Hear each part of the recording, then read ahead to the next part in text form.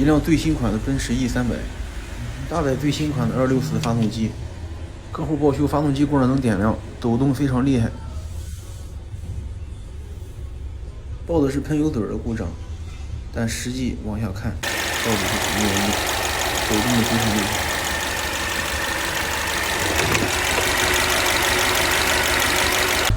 听听排气管的声音，音响缺缸。用电脑读数据流发现，二缸工作不平稳，二缸失火。缸盖我们已经抬下来了，稍后下个视频看一下到底是什么原因引起的。这也算是奔驰264发动机的通病。